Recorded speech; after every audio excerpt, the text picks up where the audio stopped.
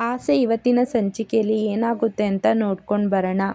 ಇಲ್ಲಿ ಮನೇಲಿ ಎಲ್ಲರೂ ಕೂತ್ಕೊಂಡು ಮಾತಾಡ್ತಿರುವಾಗ ಶ್ರುತಿ ಹೇಳ್ತಾ ಇರ್ತಾನೆ ರವಿಗೆ, ನೀನು ಬರೀ ಯೂಟ್ಯೂಬಲ್ಲಿ ಇಡ್ಲಿ ಮಾಡೋದು ಚಟ್ನಿ ಮಾಡೋದೇ ನೋಡ್ತಿರ್ತೀಯ, ಬೇರೆ ಏನಾದ್ರು ನೋಡೋದಲ್ವಾ, ಇದೇ ನೋಡಿ ನೋಡಿ ಬೋರ್ ಆಗಿದೆ ಅಂದಾಗ ಸೂರ್ಯ ಇದ್ದನು ತಮಾಷೆ ಮಾಡಿಕೊಂಡು ಗಂಡ ಹಂಗೆ ಮಾಡ್ತಾನೆ ಹಿಂಗೆ ಮಾಡ್ತಾನೆ ಅಂತ ಸಿಟ್ಟು ಮಾಡ್ಕೊಂಡು ಜಗಳ ಮಾಡೋ ಹೆಂಡತಿಯವ್ರನ್ನ ನಾನು ನೋಡಿದ್ದೀನಿ. ಆದರೆ ಈ ಮೈಕಮ್ಮ ನನ್ನ ಗಂಡ ಆ ರವೆ ಇಡ್ಲಿನೇ ಮಾಡೋದು ನೋಡ್ತಾನೆ ಅಂತ ಹೇಳಿ ಸುಮ್ಮನೆ ಸಣ್ಣ ವಿಚಾರಕ್ಕೆ ಜಗಳ ಮಾಡ್ತಿದ್ದಾಳಲ್ಲ ಅಂತ ಮಾತಾಡ್ತಿರುವಾಗ ಶಾಂತಿ ಈ ಕಡೆಯಿಂದ ಹೌದಾ ಸರಿ, ಹಾಗಾದರೆ ನಾಳೆನೇ ನಾವು ಬಂದು ನೋಡ್ತೀವಿ ಅಂತ ಮಾತಾಡ್ತಾ ಬರ್ತಿರ್ತಾರೆ. ಪಾಂಡುರಂಗ, ಏನೇ ಯಾರ ಹತ್ರ ಮಾತಾಡ್ತಿದ್ದೆ ಅಂದಾಗ, ನಾನು ಮನೋಜನಿಗೆ 2ನೇ ಮದುವೆ ಮಾಡೋಣ ಅಂತ ನಿರ್ಧಾರ ಮಾಡಿದ್ದೀನಲ್ಲ, ಹಾಗಾಗಿ ಒಂದು ಹುಡುಗಿನ ನೋಡಿದ್ದೀನಿ, ಅವ್ರ ಹೆಸರು ಸೀತಾರಾಮ್ ರಾವ್ ಅಂತ ಹೇಳ್ತಾನೆ. ಅಷ್ಟೊತ್ತಿಗೆ ಸೂರ್ಯ ಇದ್ದವನು, ಏನು ಹೇಳ್ತಿದ್ದೀರಾ, ಆ ಹುಡುಗಿ ಹೆಸರೇನೆ ಸೀತಾರಾಮ್ ರಾವ, ಇದ್ಯಾವ ಥರ, ಏನೋ ನಿಮ್ಮಮ್ಮ ಹುಡುಗನ ಜೊತೆನೇ ಮದುವೆ ಮಾಡ್ಸೋಕ್ಕೆ ನೋಡ್ತಿದ್ದಾರೆ ಅಂದಾಗ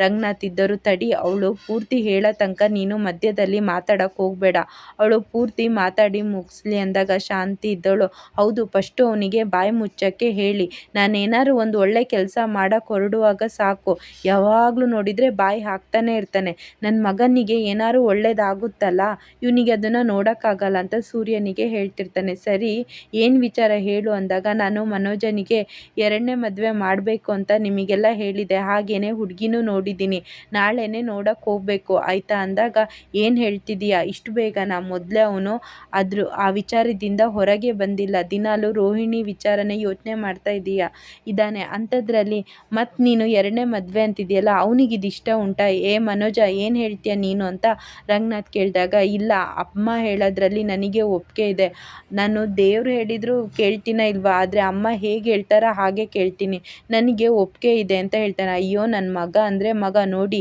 ಅವನಿಗೆ ಇಷ್ಟ ಇದೆ, ನೀವು ಯಾರೂ ಮಧ್ಯೆ ಹಾಕಬೇಡಿ, ನಾಳೆ ಎಲ್ಲರೂ ಹೋಗಿ ಹುಡುಗಿನ ನೋಡ್ಕೊಂಡು ಬರೋಣ ಅಂದಾಗ, ಸರಿ ಆಯಿತು ನೋಡ್ಕೊಂಡು ಬರೋಣ, ಆದರೆ ಇವನಿಗೆ ಮೊದಲೇ ಮದುವೆ ಆಗಿರೋ ವಿಚಾರ ಹೇಳಿದ್ಯಾ ಅಂದಾಗ, ಹಾಂ ಆ ವಿಚಾರ ನಾನು ಹೇಳಲಿಲ್ಲ, ಆ ವಿಚಾರ ಹೇಳಿದರೆ ಅವರು ಒಪ್ಕೊಂಡು ಬಿಡ್ತಾರೆ, ಹೇಳಿ ನೋಡೋಣ ಅಂದಾಗ ಮೀನಾ ಇದ್ದಳು, ಅತ್ತೆ ಈ ಥರ ಮಾಡಿದರೆ ರೋಹಿಣಿನೂ ಅದೇ ಯೋಚನೆ ಮಾಡಿಕೊಂಡು ತಾನೇ ಸತ್ಯನೆಲ್ಲ ಮುಚ್ಚಿಟ್ಟಿದ್ದು ಅಂತ ಮೀನಾ ಹೇಳ್ತಾಳೆ. ಶಾಂತಿ ಇದ್ದವಳು, ಹೌದಮ್ಮ ಹೌದು, ನೀನು ಮುಚ್ಚುಮರೆ ಮಾಡ್ದೆಲ್ಲ ಆ ವಿಚಾರ ಗೊತ್ತಿದ್ದು ಸಾಕು, ಯಾರು ಈ ವಿಚಾರ ಮಾತಾಡೋದು ಬೇಡ, ಅವಳ ಥರ ನಮ್ಮ ಮನೋಜ್ ಅಲ್ಲ, ಮನೋಜ ಬೇರೆನೇ ರೋಹಿಣಿನೇ ಬೇರೆ, ಅವಳು ಮೋಸ ಮಾಡಿ ಮದುವೆ ಆದವಳು, ನಾವು ಹೇಳೋಕ್ಕಾಗಲ್ಲ, ಹೇಳಿದರೆ ಮದುವೆ ನೋಡಲ್ಲ. ಅಷ್ಟೊತ್ತಿಗೆ ರಂಗನಾಥ್ ಇದ್ದವನು, ನೋಡಿ ನೀನೇನಾದ್ರು ಈ ವಿಚಾರ ಹೇಳಲ್ಲ, ಮನೋಜನಿಗೆ ಮೊದಲೇ ಒಂದು ಮದುವೆ ವಿಚಾರ ಹೇಳಲ್ಲ ಅಂದರೆ ನಾವು ಯಾರೂ ಸಹ ಬರೋದೇ ಇಲ್ಲ ಅಂತ ಹೇಳ್ತಾರೆ. ಅಲ್ಲಿ ಶ್ರುತಿ ರವಿ ಇದ್ದವರೆಲ್ಲರೂ ಅದೇ ಮಾತನ್ನ ಹೇಳ್ತಾರೆ. ಸರಿ ಆಯಿತು, ನಾವು ಮನೋಜಿಂಗೆ ಮೊದಲು ಮದುವೆ ಆಗಿರೋ ವಿಚಾರ ಹೇಳೋಣ, ಸರಿ ಆಯಿತಾ, ಇನ್ನು ಎಲ್ಲ ನಾಳೆ ರೆಡಿಯಾಗಿ ಅಂತ ಹೇಳ್ತಾರೆ. ಈ ಕಡೆ ಆಫೀಸಿಗೆ ಮಂಜು ಫ್ರೆಂಡು ಬಂದಿರ್ತಾನೆ.